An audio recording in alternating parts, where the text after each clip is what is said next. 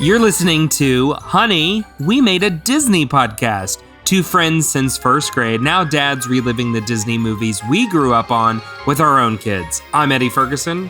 And I'm JB Wagner, and on today's episode, we're seeing spots as we review the 1996 live-action version of 101 Dalmatians. But first, Eddie, what's going on, man? What's happening? We just crossed a big milestone. Lewis had his third birthday party. So it was a big shindig. 3, he can start to kind of understand what's going on. So he asks for certain people to come to his party, of course. He can pick his own theme of his party. So we had a Thomas the Tank Engine themed party. Oh, so he went with Thomas. Interesting. Which really threw us for a loop. Like, we gave all the options out there. We could do Toy Story themed. We could do Cars. We could do Mickey. We could do Thomas. And we thought for sure, like, Cars is, like, really big, right? Big obsession. No, he went for the Thomas. He wanted trains. He wanted choo-choo trains. So that was the party he got. And he had the time of his life. He's truly my son and is an extrovert, because as everybody's coming in, he's, thanks for coming to my potty. Thanks for coming to my potty. So, and then today he had his 3-year-old checkup, and he was very confused as to why he was going to the doctor. Because he's like, I know sick. I know I need to go to the doctor. Oh, poor Lewis. I know sick. And we're like, no, buddy. So I convinced him that the doctor needed to double check just to make sure he really was 3. So he better behave, because the doctor might find out he's not. That's a great way to do that. That's an awesome way. Because he's quite proud. He's quite proud that he's now 3. He goes around and says, I 3. He can't make a 3 how we do here in the United States. He does the European 3. That's adorable. Yeah. My son, I can't remember if it was his second or third birthday party. He had one of those weird birthday parties where it's like out of nowhere, he got really obsessed with Finding Dory.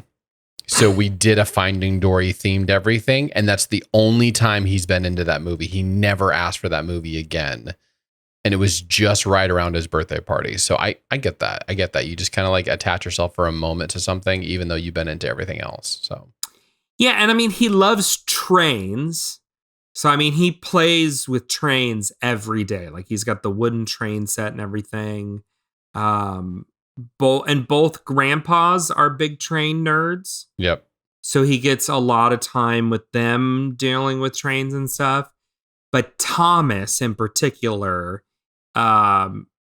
isn't something he asked for. He wants to watch all the time. I don't know why. But if you're going to do like a train themed birthday party, well, you might as well do Thomas, because that's, you can get stuff for that. There's a lot more options available. A lot more options. A lot of stuff on Etsy, a lot of cartoon or crayon drawing or something like that. I don't know what your plan is. Are you a big fan of crayon drawings? Crayon drawings, they're not my jam whatsoever. That's why I never became an artist like that, and why I failed most of Mr. Varvel's classes. That if the few times I had to be in them, it was not for me. It's not for me. Too many rules for art. I don't know if it was that. I just have never been like, I can keyboards love, because it helps color in or fade in. I don't know what the right term is for it. Round things out for you. It's like, oh, I know what you were trying to do. Let me just make that a little bit nicer. Gotcha. Freehand, I'm just horrible. I'm just horrible trying to make my hand draw a good circle or color in the lines. Yeah, I do struggle with the freehanded stuff. I try. I give it my best effort, but yeah, it's definitely not my strong suit. But I don't know. Well, that's fun. I'm glad that he had a fun time at his birthday. Yes. Do you see the news story that I put there for you? All I see is September 3rd.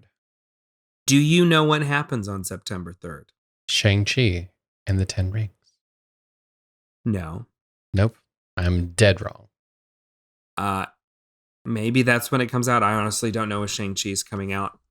This is the release of one of your favorite movies to Disney Plus. What? That if you search for said favorite movie right now, it will tell you that due to pre-existing legal obligations or blah, blah, blah, this film will not be released until September 3rd.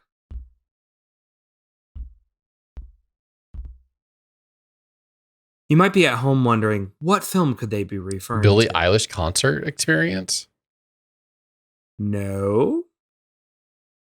This is one of those films that we were quite excited about.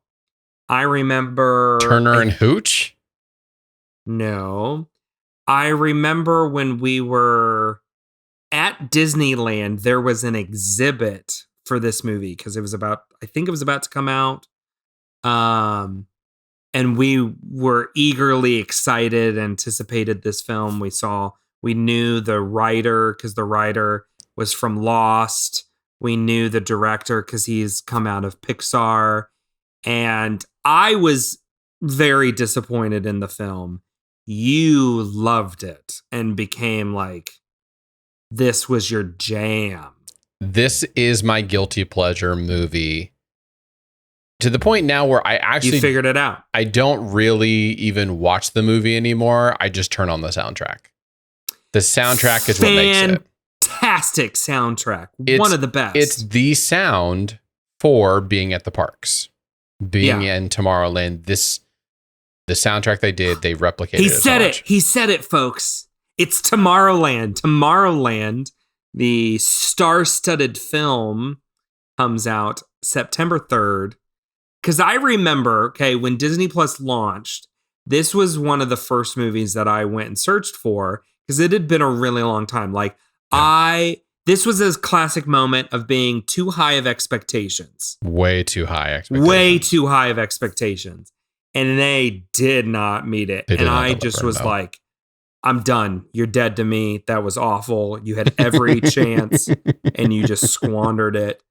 And so I did not... I've not watched it since that moment. Well, you have watched it one other time, leading up to the week leading up to the week our wedding. Of your wedding. Yeah, we watched it then. That's all I wanted to do. You guys have been married 6 years. Yep. Well, almost. So we're coming up on 6 years this year in November. No, October. So I hadn't seen it since then. And so I was like, oh, okay, when is this coming on Disney Plus? Disney Plus. And I just noticed that it was coming out. But the crazy thing is, I just traveled to Ecuador a couple of weeks ago, and I pulled open Disney Plus to download a few movies for the plane ride home, just in case I didn't like any of the movies on the plane. Good thing I did, because I didn't like any of the movies on the plane. And Tomorrowland, for whatever reason, was available in Ecuador. There's different streaming rights or whatever. So I watched it. That's funny. And I'll tell you, I enjoyed it a little bit more this time. A little bit more. That's all you got to say is just a little bit more. I did. I really enjoyed it. And I think part of it is I had also been listening to the soundtrack. Yep. Because I'm a big Giacchino fan. And I thought, man, I remember that was a really fun, or it popped up or something. I can't remember how I latched onto it. So I've been listening to it a little bit more. And I'm like, it's phenomenal. It's so good. Well, we have it on Blu-ray and therefore also have the digital copy of it. So anytime that I've wanted to, I have watched it. But my wife every time is like, I don't understand why you like this film. It's just not a good... It's mostly the music. And the ending still sucks. But don't want to spoil it, Eddie. People could still have time to go watch it. There is a connection to Tomorrowland and to today's film. Do you know what I'm referring to? Hugh Laurie, Lowry, whatever. Laurie. Lurie. It's a weird name. It's a weird last name. So I don't want to say that. But yes, we are. So put it on your calendar, folks. Tomorrowland coming to Disney Plus September 3rd. Nobody's going to be putting that on their calendar. You can add to your Spotify list today, though. Just tell your Alexa to add it to your Spotify list. Eddie is dead-eyed.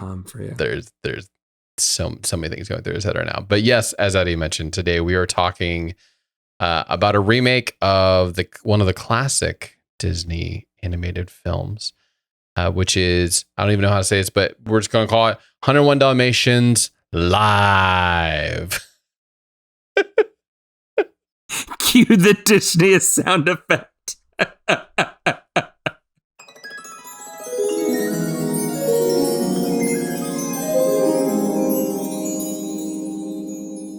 Live. It's 101 Dalmatians Saturday night. Oh, dear goodness. Live from New York City. Okay.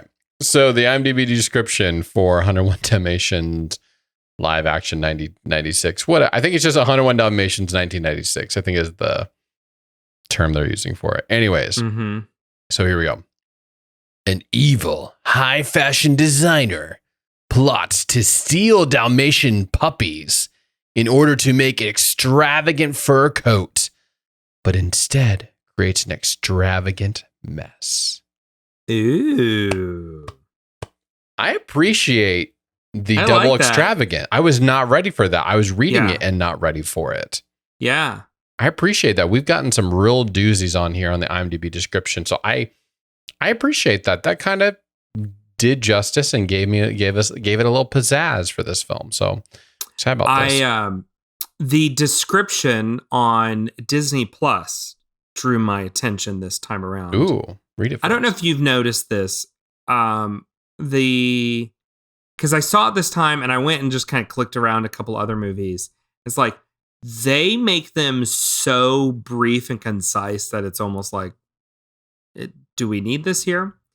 For this one, it is a live action remake of the original animated Disney classic. That sounds like what they did with like A Christmas Carol. Remember all those other adaptation movies? Muppet Treasure Island, same things. Right, the Muppets retell a classic tale. So this made me wonder. I'm like, I wonder what the description is for the original, right? If they're not going to tell us on this one. The original to the classic live action telling it the many years later. And this description is Cruella de Vil dog naps all the Dalmatian puppies in London. Yeah. Okay. Concise. Concise. Yes. Oh my. Do you remember when this movie came out? It was a big deal. It was like, oh wow, okay, they're trying something. More or less, this is the first live action remake. Yeah. I did double check to see if it was. What's really funny is technically the first live action remake was called Rudyard Kipling's The Jungle Book, which came out in 1994. And I'm like, wait, did we miss that? I remember we looking at it going, there's no way that's real. Like, this just looks, no, we're just not even going to waste our time and deal with that. Which is saying a lot because we've suffered through and watched some awful movies for this podcast. Awful movies. You know that, yeah. So technically that was the first one, but I'm going to say the first live action remake that has now sparked a huge money-making machine for Disney. 101 Dalmatians was the first one out of the gate in 1996. It's funny watching this because this kind of became the template. Yeah. For most of the ones going forward. You have to get some big names in there, big personalities in there. I forgot that because Jeff Bridges is a great cast. Yeah, Jeff Bridges has done a lot of other things leading up to this. Well, leading up to, but like specifically in the past several, like kind of decade or so, basically after he could pry himself away from the image of himself inside of Dumb and Dumber, which came out 2 years before this film, which made it more sense why he was playing this kind of a character in here, because we've seen so many more like FBI Jeff Bridges and other versions of Jeff Bridges that are a little bit more intense or serious. This was definitely a lot more slapsticky Jeff Bridges. And so I was like, wait a minute, Jeff Bridges?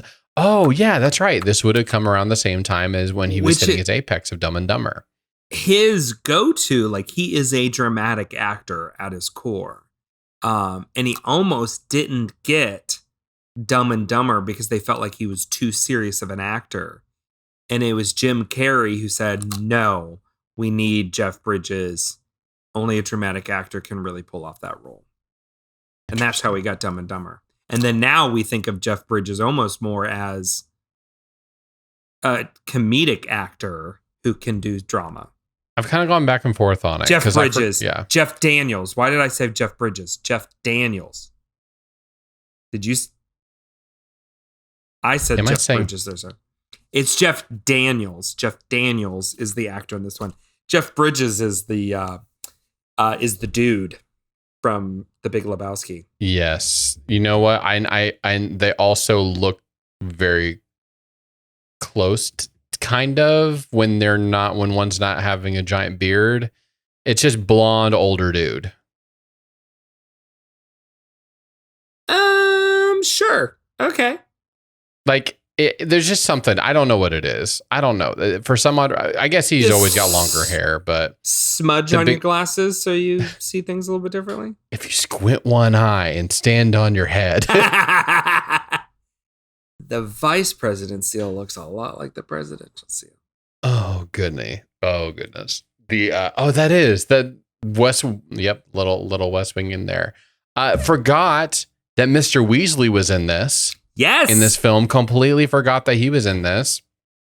What is his name? Yeah, he's so much fun in this. Mark Williams.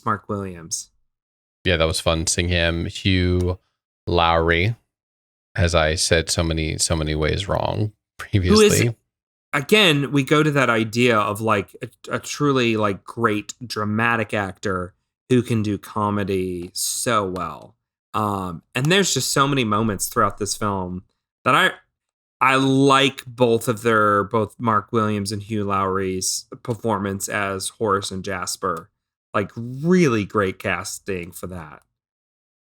So here we go. Before we get into the big kahuna of this movie, before we get to there, I just want to take a moment. So we've got Mr. Weasley and Hugh Lowry versus the Cruella two guys. I wondered if we were going to do this. A very interesting back and forth on this. It's because they pull, especially the main is it Horace or Jasper, the ringleader of the two? Jasper. Two very different performances for Jasper. Cruella Jasper versus this Jasper. Yeah. So, as I was watching this, I did struggle with this movie overall. Like, I had remembered seeing it a couple times as a kid and stuff like that. But I think it just didn't. And I don't know if it has now been tainted because I enjoyed Cruella so much. I don't know why this just didn't sit well. And I even went back and looked at like the Rotten Tomato, and it's actually rated really low. It's like a 40 on Rotten Tomato. And that's, I think, probably the biggest thing is this is a live action remake of the cartoon, and it is very cartoon. Oh yeah. Acting. Like, it's the bicycle accident, those kinds of things. Yes, it is caricatures of people, not true character work. Cruella is a reimagining, right? Where everything's realistic, it's gritty, you really feel it. So yeah, like, that's a hard, to me, it's apples and oranges to compare the two. The Horace in Cruella was was so good. He's been in several things, but his performance of Horace was I not to take anything away from Mr. Weasley, but that guy was so and good. The Jasper too. That actor's name's escaping me, but like I loved him in Yesterday, and then when it dawned on me that was him as Jasper and Cruella, I was like, two totally different performances, just totally different, and he just wow, what a great actor. And Hugh Lowry, he's got for such dramatic chops. Like they have so many brilliant physical comedy moments in this film. This is a physical comedy movie through and through. Even the animals get in on it, which I'm sure we'll talk about in a little bit. Right. So I mean, the whole scene where they accidentally put the same pantyhose over their head in the car. So it's like, yes, that's just like little boy funny humor that I love. I love slapstick humor like that. So we've gone this far and we haven't talked about Glen Close yet. Yeah. What do you want to talk about, Glenn? I'm opening the door. Go. This is your moment to shine, Eddie. Are you struggling with Glen Close? No. I am going to say something that I think some people may be shocked at. I think Glen Close is the best actress. Like, Meryl Streep gets all the credit. I think Glen Close is way better than Meryl Streep. Shots fired here, guys. Better? I think you said way better. Way better. You're going to need to... Yeah, and I think here, make your case.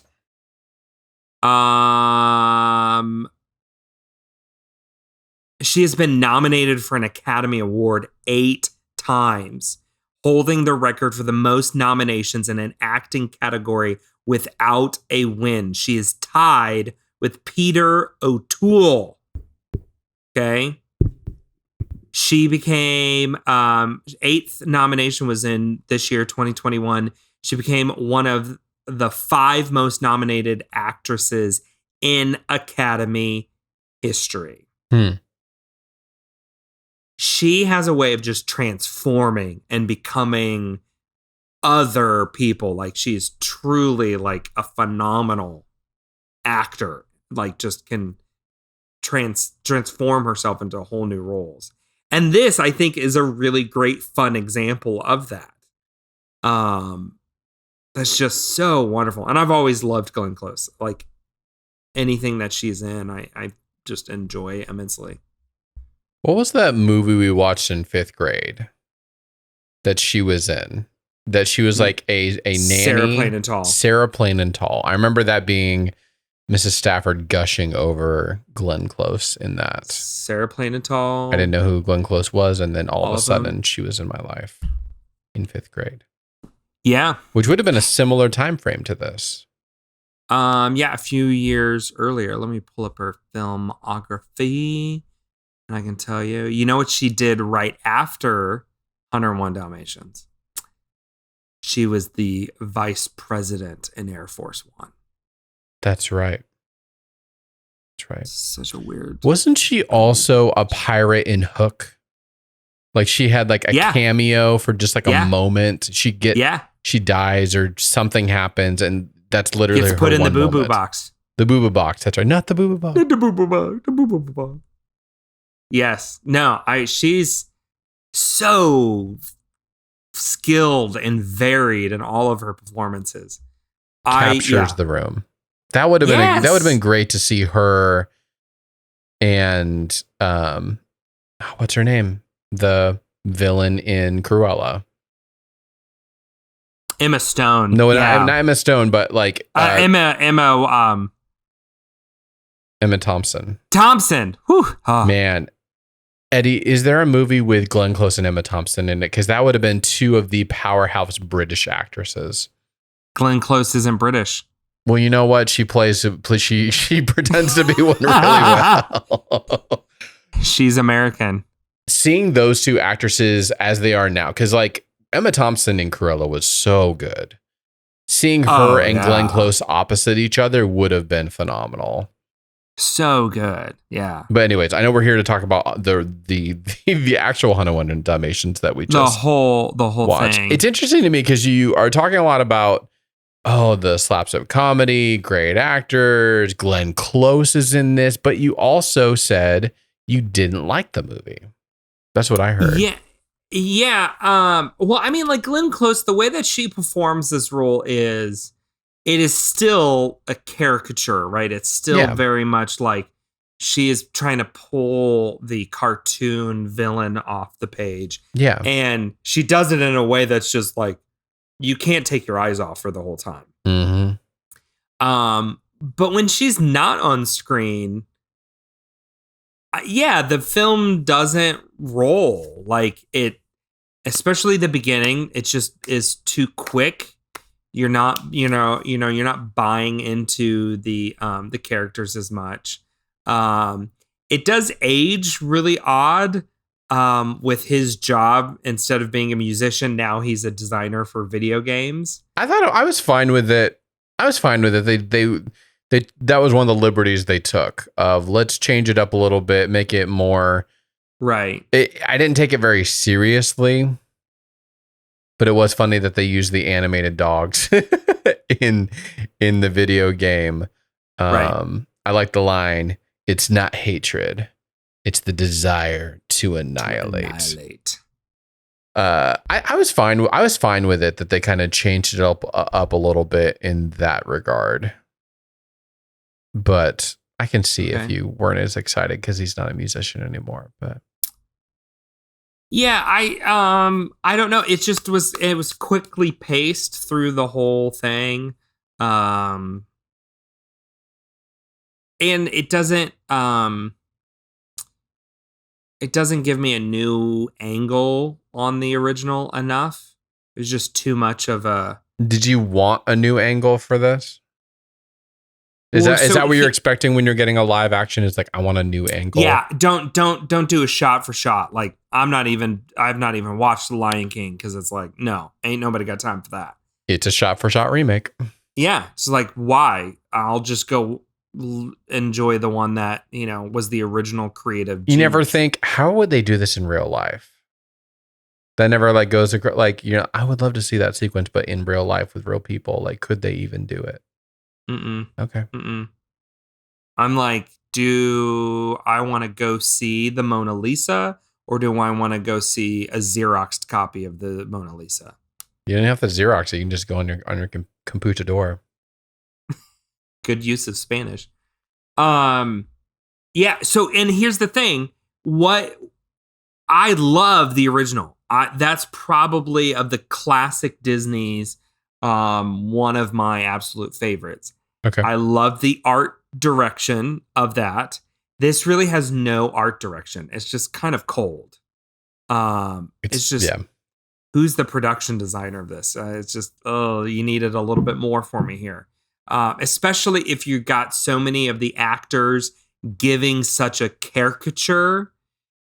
Give me an environment that feels that way a little bit more, and I think it would have sold a whole bunch more.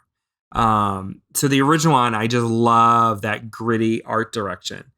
The other thing is I enjoyed the kind of like the interaction of the dogs. And I know we've talked about this in the past of like live action animals. Do they talk? Are we just listening to their thoughts? The whole Homeward Bound conundrum. And in this one, they just kind of are there and they are doing stuff. And we kind of like figure out, you kind of lose me on that one.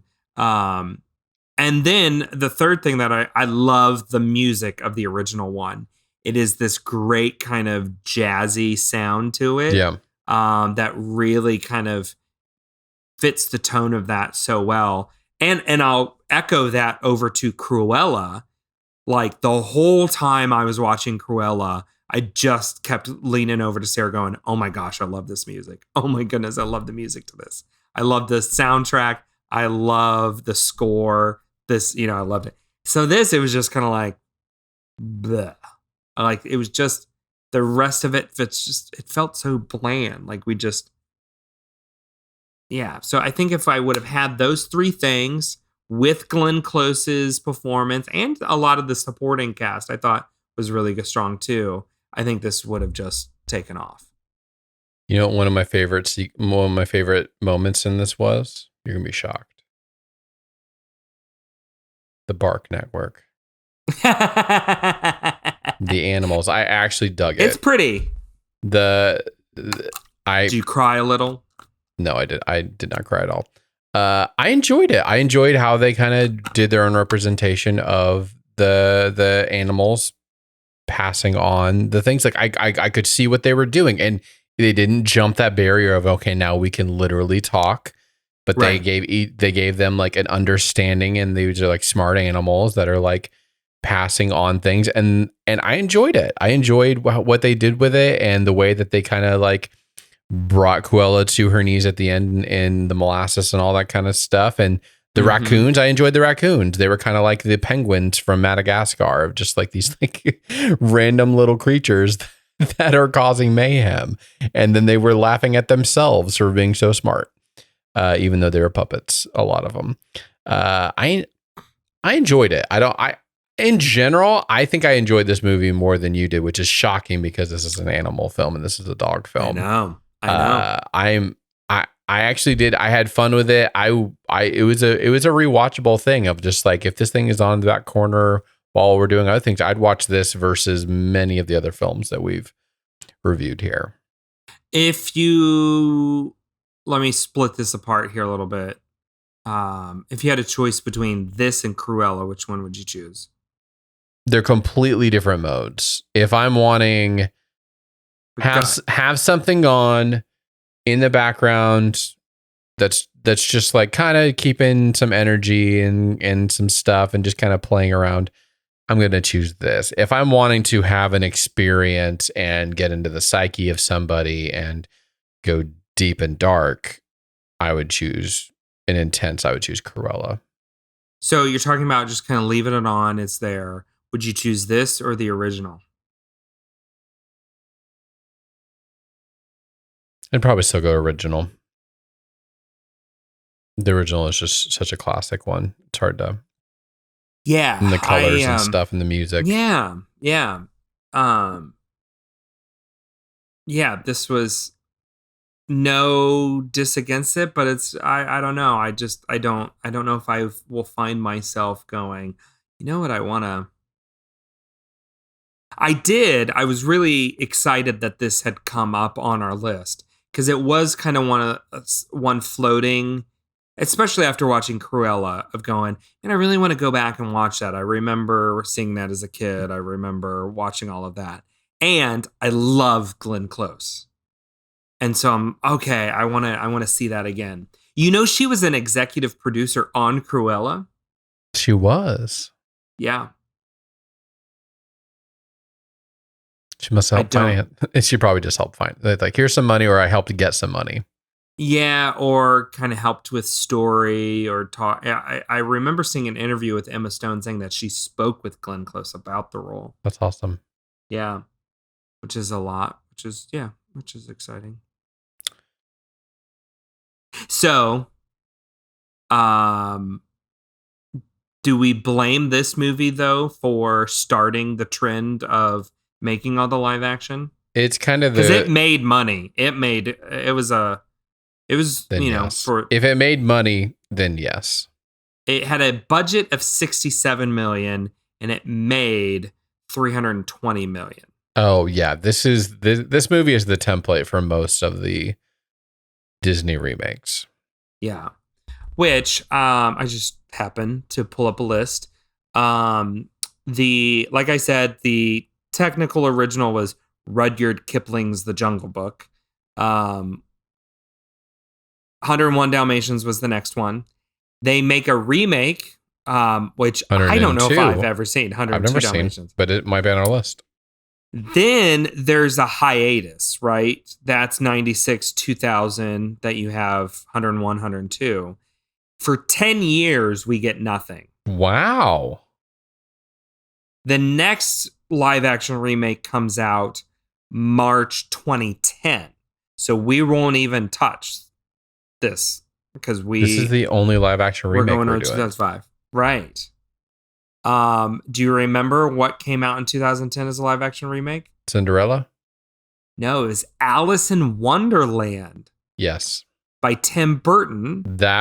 So Then it was Maleficent in 2014. So we wait another 4 years. Then it was Cinderella in 2015, which is crazy because I was right there with you. When I think of what was the first one in all of it, I immediately jumped to Cinderella. But in technical terms, if 2010's the start, it's really the third one. what's interesting about this is it seems like they hit on something with 101 Dalmatians and then they kind of forgot about it, or maybe someone got fired or whatever, and then someone in the single aughts decided, you know what, that they were onto something with 101 Dalmatians. Wonder if we could do, what's another property we have? It's another one we can. Oh, let's try, you know what, or maybe it was Tim Burton himself going, you know what, this was great and I'd love to do something acid trippy. Yeah, and Alice in Wonderland is an acid trip. Mm-hmm. I don't know. I've never had an acid trip myself. But the last time I had one, it was like that. It was like Alice in Wonderland. Who needs an acid trip when you can watch a Tim Burton film like that? Yes. I still have not seen Maleficent. I haven't for either. Whatever. That's just never struck my fancy. And I will tell you here and now, Cinderella is my favorite of all the live action remakes. But you haven't watched all the remakes yet. Oh, don't do that to me. What other ones are directed by Kenneth Branagh? Do I need to say more? Oh goodness. Okay, so you know what's interesting about this live action remake? Did you pick out on the credits who did the screenplay for this? I don't know who did the screenplay, but I saw it was produced by John Hughes. He did the screenplay. That's crazy. John Hughes is the producer and a screenwriter for this 101 Dalmatians live action. He's such an interesting director because he does some of these and sometimes. Screenwriter. He was heavily a part of the Home Alone movies. He's the writer and producer of that.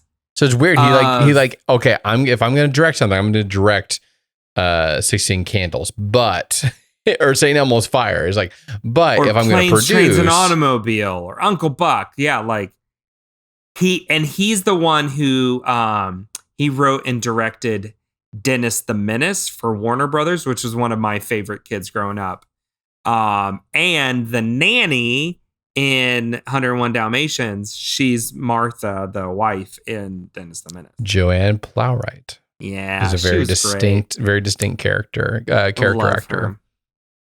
So yeah, John Hughes. Crazy times. I was like, what? Hold on. So another part of the formula. So Eddie, if you're gonna rate this movie, what are you gonna give it? This is hard. I'm not. I just don't see myself going back and rewatching this. But again, I loved some of the supporting characters. Loved Glen Close. 2. I'm gonna give it a 2 as well, and I enjoyed it more than you did. I wanted to give it a 1, but Glen, man, she's amazing. It's a soft 1 for you, and it's a healthy 2 for me. It's a soft 2 for me. Yeah. You said soft 1. Soft 2. Yes, you're right. Sorry about that. Don't change my rating. Don't change my rating. Don't take a fruit snack away from me. We could just actually, put these on our breakdown sheets for all of these, which I need to slim down because we don't do half the stuff on this thing anymore that we used to in episode 1 through 3. But anyways, thank you for listening to another episode of Honey, We Made a Disney Podcast. You can go to honeywemade.com/movies and see all the movies we're coming up, including next week's movie, which I have never seen, and I have very little context other than I maybe heard someone say it once before in my life. This is a remake, but it's a live action remake of a live action movie from like the 60s. Okay. It's That Darn Cat. Well, That Darn Movie I've never heard of before. Like I swear I've heard that because that's such a weird name, That Darn Cat. I think it's going to be bad. But we are entering into a new year. We're entering into 1997 next year, next week. So stay tuned for all of the cool random things and all the sad catastrophes that happen that we'll bring back up to light when we talk about those movies. But thank you again for watching and listening to another episode. See you next week.